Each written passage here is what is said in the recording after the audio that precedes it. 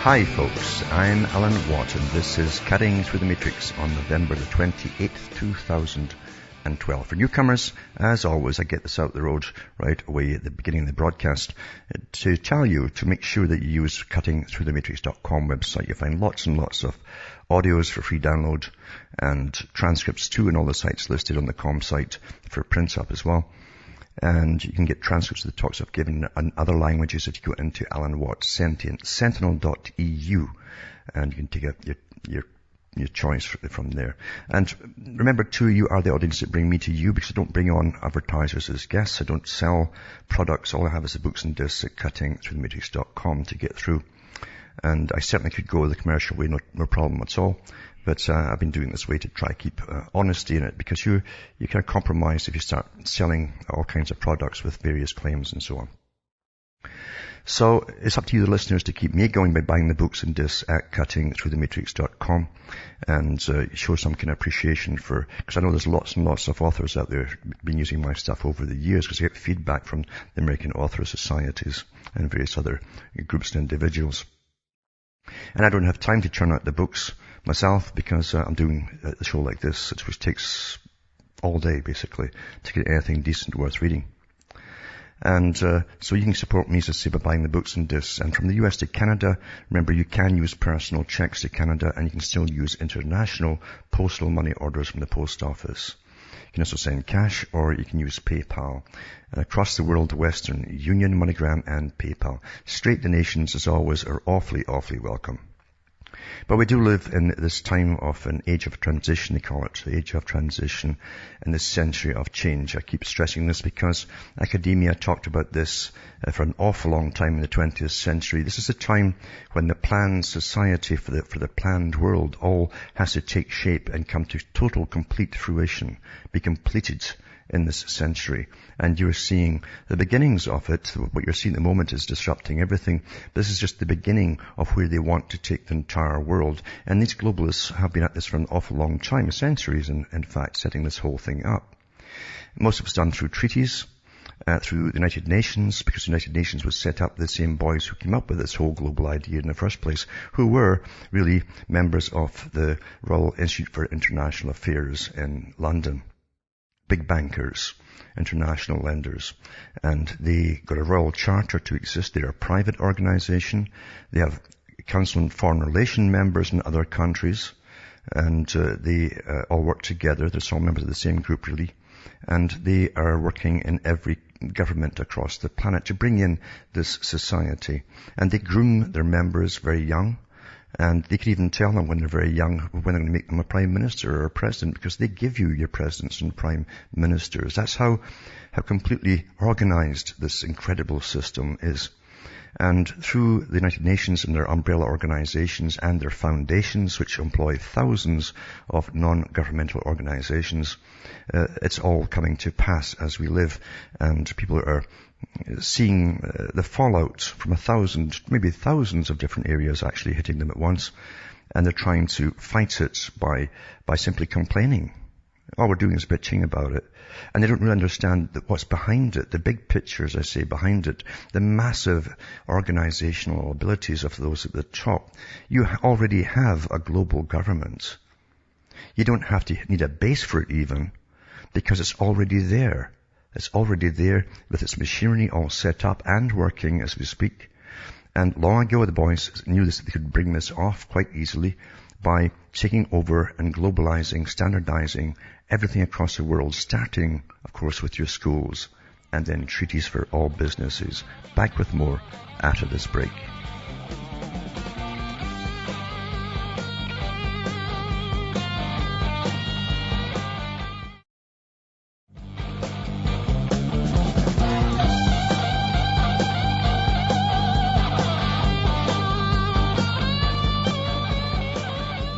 Hi folks, I'm Alan Watt, talking about the big system we're born into and that no one explains to you. And everyone hears other people complaining about what's happening to them personally, or, oh, look at this and oh, look at that, which the media throws out to you every day to complain about. But they don't go into the big things behind things, what's behind all that, as they call it. And unless you understand what's behind it all, you won't understand even what you're complaining about, never mind what you're trying to fight. And what you're trying to fight is something so incredibly overwhelming because it's an entirely new system of controlling the planet, everything on the planet, and everybody on the planet. All economies, all resources, all taxations, all energy, everything basically. By the mixing of international corporations and philanthropies, by the way, that have got a big deal to do with it, are generally owned by the same guys who own the corporations, which is international lenders themselves, who set up this stuff under their own issue of international affairs. And they've pretty well pulled it off in 100 years. They've got exactly what they want through treaties and so on. But the money system stays the same, and the same people controlling the money system stays the same because, you see, as I say, the guys who designed the system were money boys themselves, and they don't know intention of ever lowering their own standards of living as they brought so-called democracy across the world. Democracy is a cover for this totalitarian system, for those who haven't quite got it. And they always use democracy to those who are under obvious totalitarian authorities. But we're the same ourselves now. We just don't know it yet. It's more evident in some countries like Britain and the US after 9/11. And it's really steamrolling ahead. But even there, they still don't quite get it, that this is a permanent thing. It's not going to change. It's going to get worse. But here's an article here, for instance, about the venture capitalists that are called vulture capitalists. I've mentioned vulture capitalists before. And it says the ambassador from Argentina sees vulture capitalists circling the shaky economy of his South American nation. Ambassador George Arguello is outraged by New York investors who are demanding that they be paid the full amount on bonds they bought at fire sale prices in 2001 after the Argentine economy collapsed. I can remember when it happened because the people chased were going after the banking families down there, and they were given sanctuary in Canada. They all ran up to Canada. It was in the newspapers at the time. And I often wonder if these banking families were working with these guys in New York who stepped in to buy all the stocks up for pennies in the dollar. Anyway, it says he's complaining about the speculators such as billionaire Paul Singer, who's refused to be shortchanged on his claim of $1.6 billion and has persuaded the West African nation of Ghana to seize an Argentine naval training ship as collateral.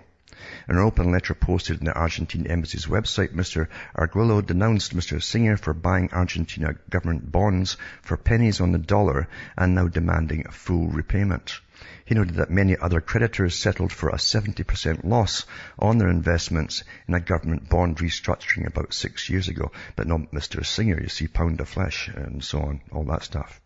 It says today it's clear to everyone who the vulture funds are and how they operate and what their essence is: speculation. I think it's more than speculation. I think it's international gangsterism myself. And they cause the problems, and then they go in and buy up things for a penny in a dollar. And they've got the full force of the law since they run the law systems as well. Anyway, it says the entire world is watching even more closely how this confrontation will evolve, a confrontation between a law-abiding country and governments that honors their debts and a group of speculators who insist on flapping their wings like vultures. The vultures landed last week in a New York courtroom where U.S. District Judge Thomas Gressa ordered the government of President Cristina Fernandez to pay $1.3 billion to Mr. Singer and other investors who refused to renegotiate their investments. The case ended up in a U.S. federal court because Argentina agreed to abide by U.S. law when it sold the original bonds in the United States. The judge also barred Argentina from paying the bondholders who accepted the lower bond payments before settling with Mr. Singer and his fellow plaintiffs. After 10 years of litigation, this is a just result, says Judge Griesa. So, you can't win with them, you see. It's international gangsterism. And they can cause the problems, and they can profit from the problems too. And then I put another article up too, on the same thing again, to do with the judge basically going ahead with this. And I think there's a little video on it too, but I'll put this up as well. There's 2 articles on this, and it'll be forgotten, of course. But this has been going on forever, you understand. There's definitely organized crime in banking and banking families. There's no doubt about it. It always has been. Now, for those who are really into austerity times and you're freezing in Britain as you cut back on your heating because of the cost of energy and all the rest of it, carbon taxes and goodness knows what else, then I'll put up an article tonight. It says the Queen toasts the Emir of Kuwait in a state banquet. So she holds a state banquet for him. And the reason she's promoting it, you see, is because she paid tribute to Kuwait's promotion of vibrant democracy. You know what Britain has itself, democracy, this democracy thing. So he's promoting democracy, but vibrantly too. And I'll also put up the photograph of the banquet hall, and just to let you know how, you know, I'm sure they cut all the heating back for the hall that night too, and gave them all fur coats and stuff. But that's austerity for you. Now, when you knock a pillar down that's holding up a massive roof, you weaken all the other pillars. It's quite easy then to knock the second one down, the third one down, and so on. That's why nature basically evolves itself into societies that have basic simple rules. Once you break one of the simple rules for any particular individual or group, then it's fair game for the next one. It weakens all the rest of the structure, and society begins to crumble just like the pillars, and down comes the roof. And when you give more rights to one group, the next group that comes along and says, oh, you gave it to them, you've got to give it to us. You see? That's how it's working. And there's bigger things behind all of this too, to destroy society as you know it. That's a definite movement, by the way. It's funded from the top. But here's animal welfare. It says Germany moves to ban bestiality. Well, they already have it banned. So they're only making it more clear. We're clarifying it basically what the laws are. But it says Germany's ruling coalition is calling for a ban on bestiality or the practice of having sex with animals. The German Parliament's Agricultural Committee is concerned making it an offence not only to hurt an animal, but also to force it into unnatural sex. That's with other species. Offenders could face a hefty fine. And the final vote will be held in Bundestag on 14th December. Germany legalized bestiality, zoophilia they call it, in 1969, except when the animal suffered significant harm. I guess the animal must have gone to the court and complained, right? You understand how mad things get when you get off the basic track of common sense and sensibility. But animal rights groups have campaigned for a change in the law, and Hans Michael Goldman, head of the parliamentary committee investigating the new amendment, told the Tageszeitung newspaper that the new legislation was intended to clarify the current legal position. With this explicit ban, it will be easier to impose penalties and to improve animal protection. So there's a fine of 25,000 euros if proposed if someone forces an animal to commit actions alien to the species. And then it says here, but Michael Keogh, unfortunate name if you take away the I, it says the chairman of the pressure group Zoophile Engagement for Tolerance and Information, said he was going to take legal action to fight the proposed changes.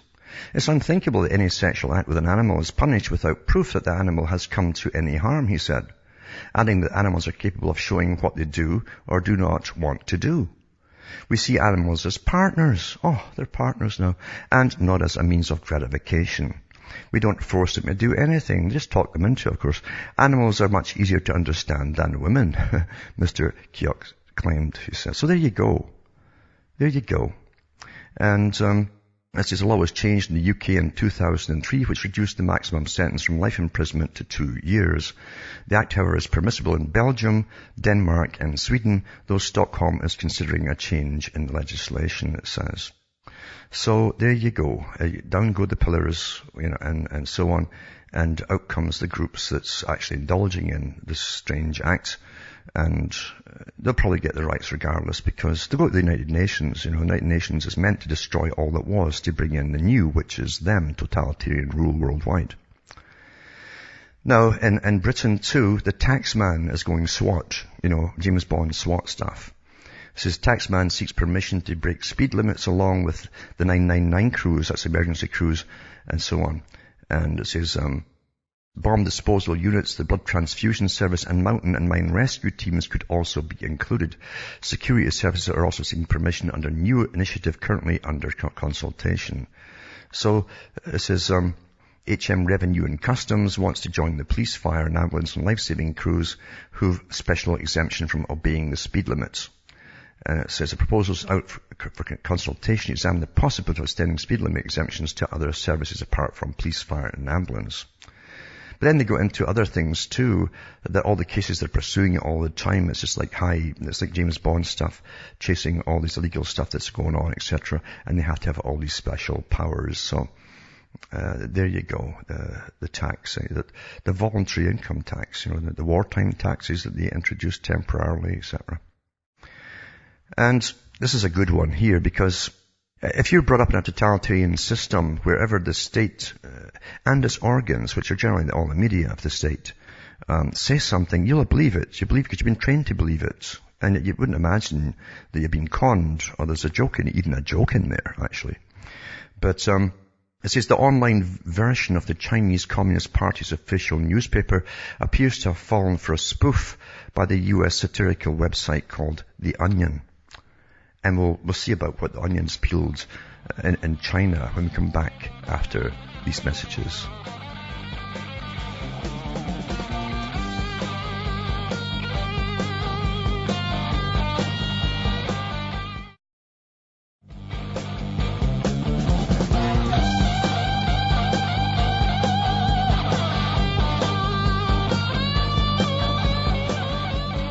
Hi folks, I'm back and we're cutting through the matrix.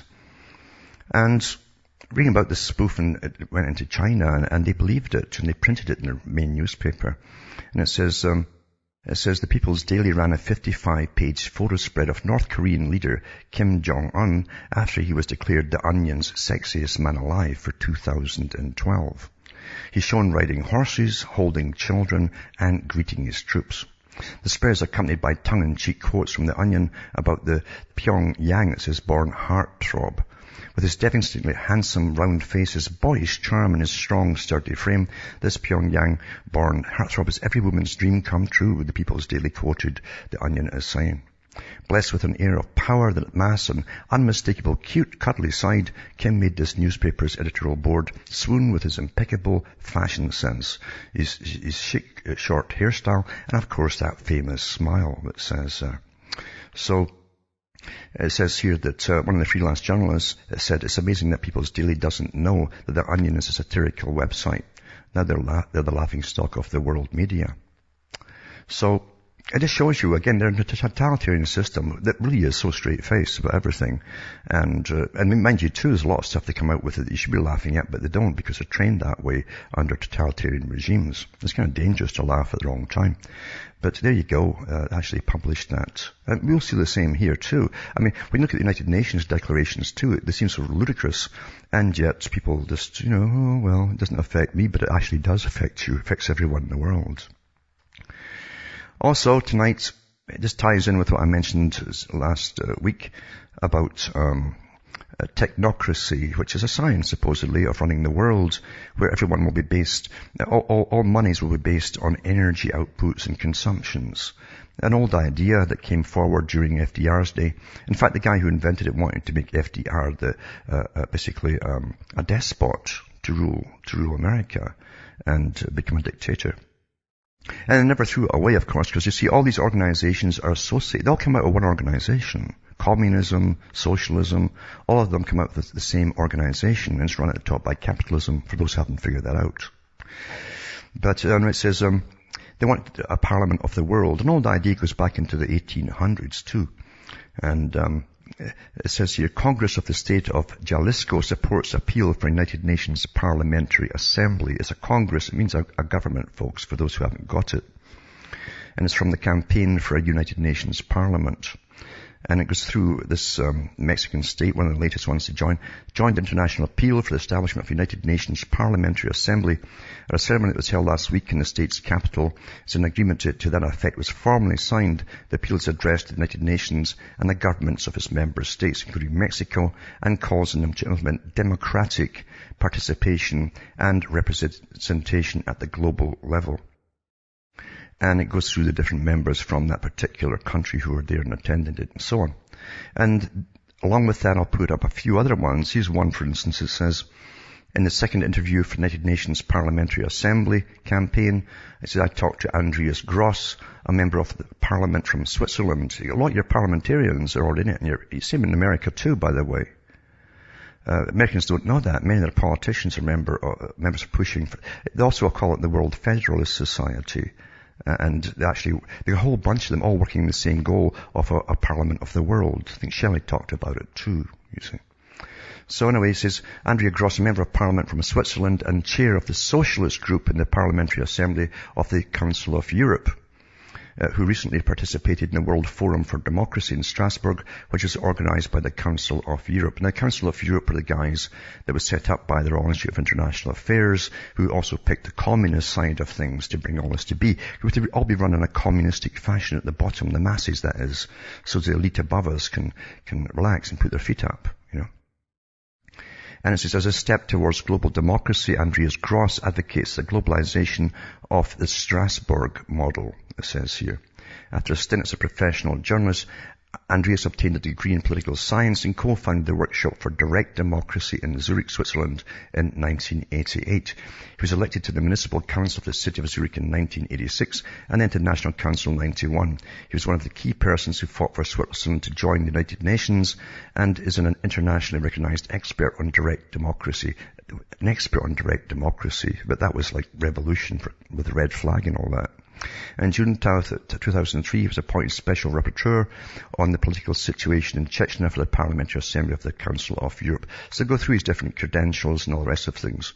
And they have a chat on here with this guy about the World Forum for Democracy and other things that are happening. And it's an audio transcript of the interview here, plus a written transcript as well.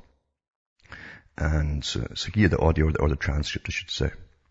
Another one too is this one here.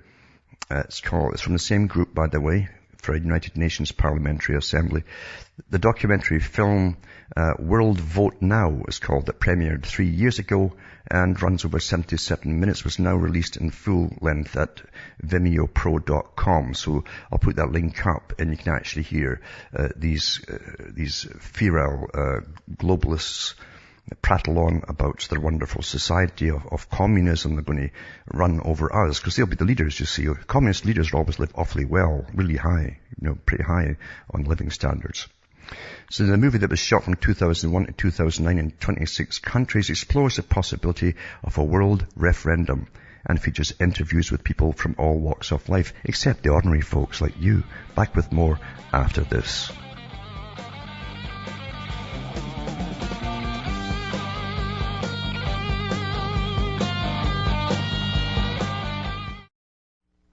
You're listening to the Republic Broadcasting Network, because you can handle the truth.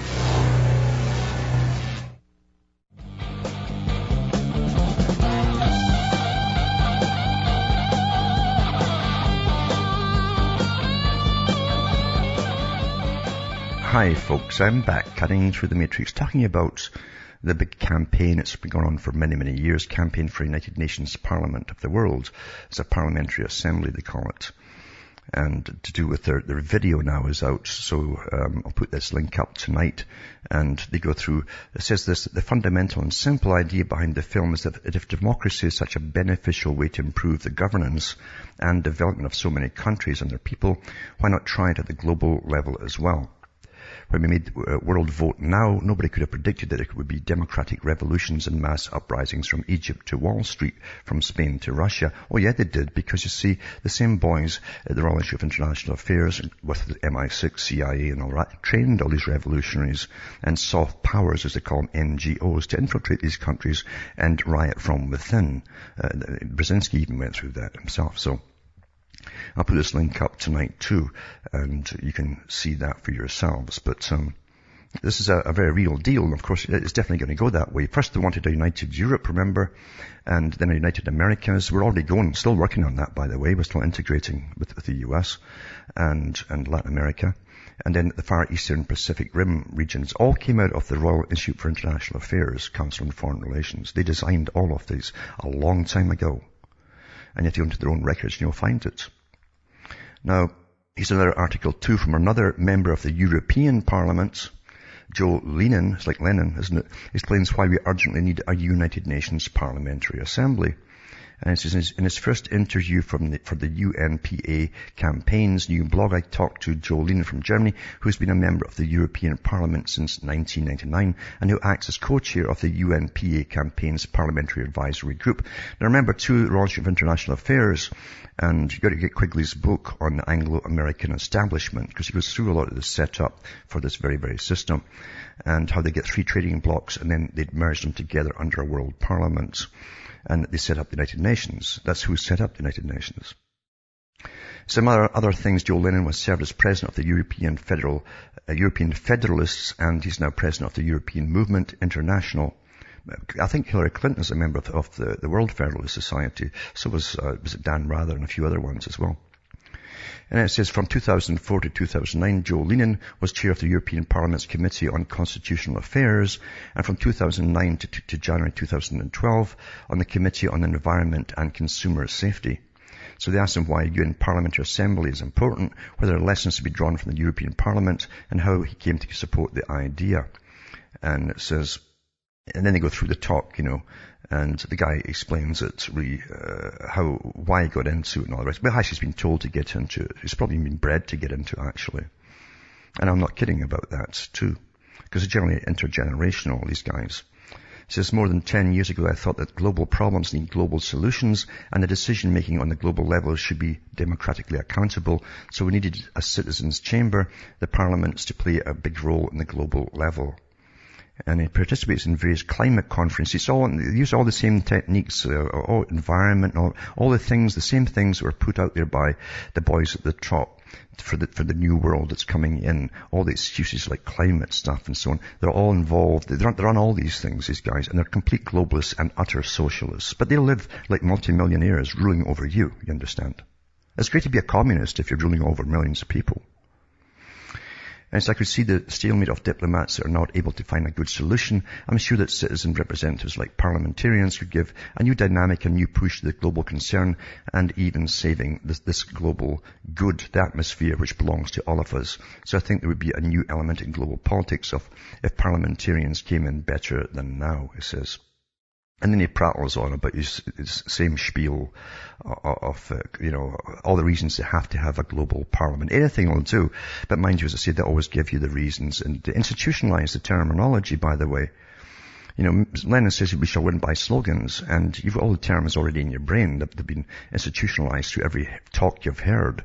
Government on energy and climate change and all this. I mean, they've got it embedded everywhere, you see. Also, in this article too, Manifesto for Global Democracy and Proposal for United Nations Parliamentary Assembly presented. So I'll put up the manifesto for it. They always have manifestos, you understand. And it's all funded by the international corporations as well. They fund the communist side, you see, because that's who's going to govern all of you and make it easier for the CEOs, the corporations to be left alone, you see. They won't take any heat at all. And it gives you all the list of different people across the world who are parts of it, and people who are Pulitzer Prize winners and all the rest of it, and top scientists. They're all members of this World Parliamentary Association. 20 Nobel laureates so far on record who supported the World Parliament. I'll put that up as well for those who care to have a gander at it. Very, very real, because you're going to understand that this is affecting all your lives. Everything is interconnected today, for those who don't get it. Everything to do with economics. Your international banking system was set up by the Royal Institute of International Affairs. Your central banking system, all under the Bank for International Settlements, was set up for the Royal Institute for International Affairs. And the United Nations was set up by them too. Their branch in America drafted up the amalgamation for the Americas under NAFTA and GATT. They came out themselves. The Council on Foreign Relations came out on Canadian television and said so. So these are all unelected institutions and groups. They're private organizations. But they've been running the world for well over 100 years under different names. But for the last, 100 years, they've been using these particular titles. But they go through the whole techniques that they're using and all the declarations they've got out, and they get treaties signed. And as I say, all the top scientists on board with it. They talk about they even go into the past too. Einstein, of course, was a globalist. It says in Thomas Mann literature, John Boyd Orr Pierce, Albert Camus believed in the necessity of supranational integration. As complete integration, that's doing away with the nations, exactly what international communism was built to be, you see. And a global parliament. The latter two actively supported the World Federalist movement. You'd be surprised how many of your reporters belong to CFR and World Federalist movements. Even the one that said that that's just the way it is. The guy, one of the main guys who gave Americans their news all through Vietnam War and so on, he was a member of the World Federalist movement. In 2004, the world campaigned for in-depth reform of the system of international institutions, published its London Declaration. They're also getting declarations and manifestos. London Declaration, I've got the links here too, which included a call for the world's citizens to be directly represented in the international institutions, and said that work could move towards creating a parliamentary assembly for the world. Among other things, this declaration was endorsed by Nobel laureates, and it gives you the names of them, and so on. When the Committee for a World Parliament was formed in Paris in mid-1990s, it was immediately supported by Nobel Peace laureates Nelson Mandela, well, naturally, and Simon Perez. The Peace Nobel Prize laureate of 1983, Lech Walesa, in interviews and speeches, has also repeatedly talked about the need for a global parliament. And there's many, many more, of course. Also, tonight I'll talk about, again, the United Nations, and it's amazing.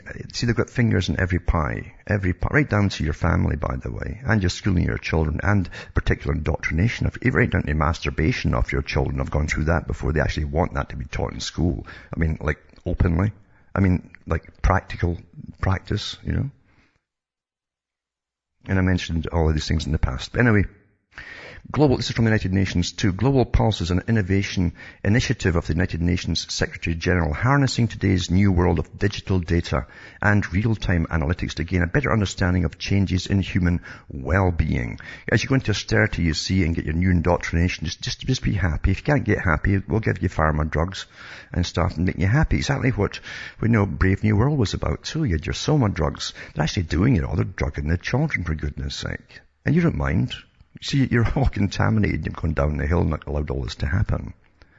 You get to a point of contamination where anything goes, and then you steamroll it, and that's it. We're there now. Global Pulse hopes to contribute a future in which access to better information soon makes it possible to keep international development. You understand, there is international development. All these things I'm talking about from United Nations, all these different thousands of NGOs and organizations that are all working in different parts of it. This is called international development. And protect the world's most vulnerable populations and strengthen resilience to global shocks, it says. And that's what we're doing in Europe. We're bailing out Europe. Well, and so is America and Canada, by the way, throwing money out there too. That's throwing money across the whole world. Global shocks. Global Pulse functions as an innovative laboratory bringing together expertise from United Nations agencies, governments, academia, and the private sector, international corporations, to research, develop, test, and share tools and approaches for harnessing real-time data for more effective and efficient policy action. So here's a United Nations with its policy actions, its manifestos, who nobody elected. We don't elect them. They are non-democratic, but they always use democracy when they want to invade countries using NATO. And it says, our implementation strategy takes a systems-based approach with 3 interdependent areas of activity. Data research. Global Pulse is discovering new indicators in digital data with potential to give us real-time understanding of community well-being and real-time feedback on whether our policies and programs are working. Did you know that they've got programs and policies working on you? Did you know that? You don't even know what they are, do you? They're right down to your local area. The ICLEI for that's grafted itself on your councils to do with environment, planning permissions and all that kind of, that's all part of it. It's just one of thousands. Technology Toolkit. Global Pulse is assembling a toolkit of free and open source software tools that allow development experts to mine real-time data for digital signals, share hypotheses with trusted colleagues, and make evidence-based decisions. All your data from your cell phones and everything, these guys are into it in real time. And they got the pulse, that's what they call it, pulse, the pulse of the public. I mentioned this years ago. And they know exactly what people are being sour about one day or happy about the next. They know exactly what to tweak here and tweak there. They even know if you're sour about something, they'll give you a happy story in the media. Tomorrow they'll make it a meme and it's bunged out there and you'll be prattling about it. You're managed like animals in a cage. I'm not kidding you. It's that detailed. Pulse Lab Network, and it says Global Pulse is partnering with member states. That's all the nations, to establish an integrated network of country-level innovation centers or pulse labs that will bring together governments, experts, United Nations agencies, academia, and the private sector to pioneer new applications of real-time data to develop challenges. And anything that goes against their changes, that they annul it somehow or overcome it. In recent waves of global shocks, food, fuel, and financial have revealed a wide gap between the onset of a global crisis and the availability of actionable information for decision makers to protect the world's most vulnerable populations. Traditional statistics have been effective in tracking medium to longer term development trends, but given the latency of the data generated, are ineffective in generating the type of real-time information decision makers need and developing timely actions to help vulnerable populations cope with crisis. Now, they don't give a damn about, see, but they use all these weak and all these poor soul and all that third world countries as a front. They have no time for them at all. They've demolished them in the past. The bankers run the United Nations. Don't forget it. And the International Monetary Fund that gets all these nations in massive debt. Don't forget that. But so they've got the real-time pulse on you, and as I say, then you go into this one here on their labs. And again, it goes into what they're doing, establishing key partnerships, pilot real-time monitoring approaches at the country level, and support adoption of proven approaches globally. And the Pulse Labs operate as hubs, where they get all your info coming in. They have experts that can analyze it, even have computers that analyze what you're even yapping about, what your themes are, memes are, and all the rest of it, what your grouches are, what your happy times are. Prototyping countries are self-selected, taking geographic balance into consideration. Host countries must express an explicit interest in hosting a lab, must be willing to share lessons, experiences, and findings with labs in other countries. They'll draw on both the regional expertise of the host countries as well as the international network of United Nations agencies. These are all the NGOs and the agencies. They're all working together, all unelected, thousands of groups, all financed by big corporations and the foundations, the front groups, the foundations or the money guys. They throw out the trillions of dollars to these NGOs. You're run by a parallel government, a real government. The parallel one is a real one, not the one that you vote in. Quigley himself, who was the historian member of the Council on Foreign Relations, the American branch of the Royal Institute for International Affairs, he said that. He said that. He says, these guys are responsible for every war in the world, but through it all, they bring a united planet together. All together. So they're doing it for a good cause, you understand. All this slaughter, etc., is for a good cause. And they create mayhem across the planet to see, oh, look, Mike, look at the mess. We need a global government, which we will happen to run, you know. And anyway, here they are, right down to, as I say, grabbing all your data daily, in real time.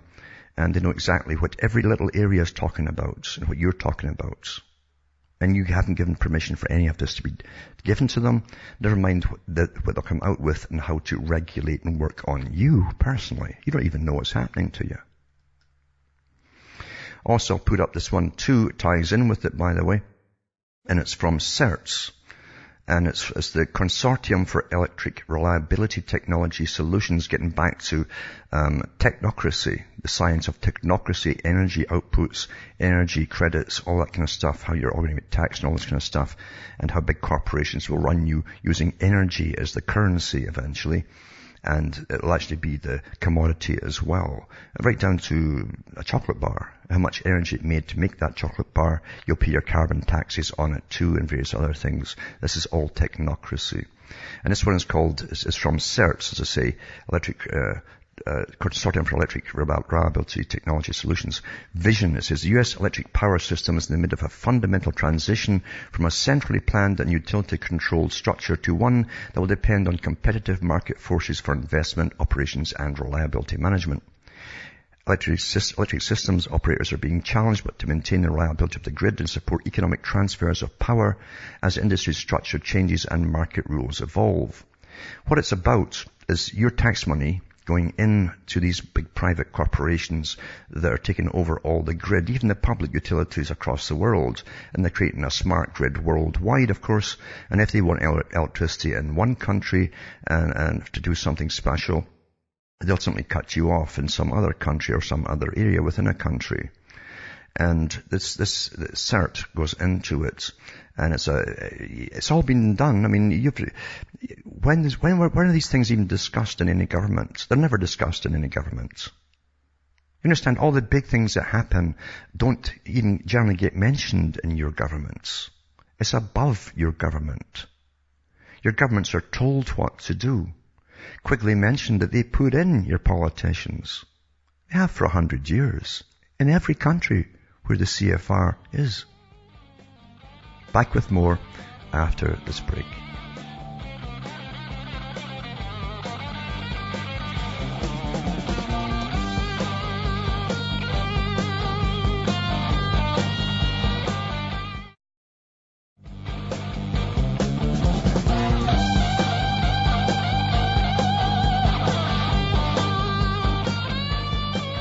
Hi folks, I'm Alan Watts. We're cutting through the matrix, and just before I take Rick from New York, I'll put up again tonight, put all these links up at cuttingthroughthematrix.com.